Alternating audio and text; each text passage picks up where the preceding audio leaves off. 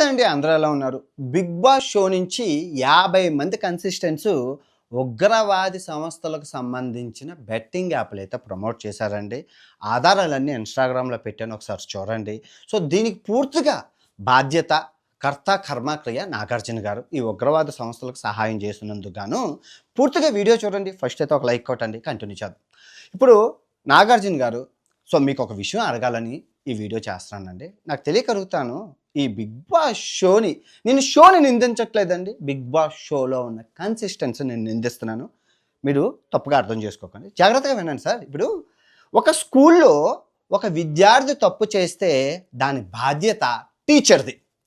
అదే స్కూల్ అంతా తప్పు చేస్తే దాని బాధ్యత ప్రిన్సిపల్‌ది. ఇక్కడ టీచరు, ప్రిన్సిపలు, నాగార్జున. దీనికి ఏ సమాధానం చెప్తారు సార్?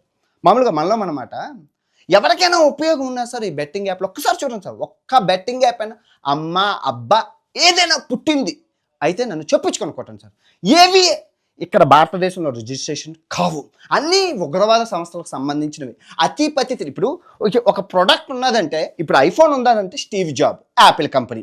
ఈ టాటా ఉప్పు ఉందంటే అది రతన్ టాటాది, అంబానీది, ఆదానిది అని పేరు ఉంటే మనకు అర్థమవుతుంది ప్రొడక్ట్ ప్రమోట్ చేసేటప్పుడు. కానీ వీళ్ళు ప్రమోట్ చేస్తున్న బెట్టింగ్ యాప్లు ఎవరివో కూడా తెలియదు. ఏమైనా వీళ్ళు ఏమైనా చదువు లేని వాళ్ళా సార్? అందరూ చదువుకునే వాళ్ళు కదా. మీరు ఎలా సెలెక్ట్ చేస్తారు సార్? అతిపతి తిండికి తికానా లేని కొడుకుల్ని మీరు ప్రమోట్ చేసి వాళ్ళకి స్టార్డమ్నిచ్చి వాళ్ళని సమాజం మీదకి చెత్త కుప్పల నుంచి చెత్తను తీసి సమాజంలో పెడుతున్నారు సార్.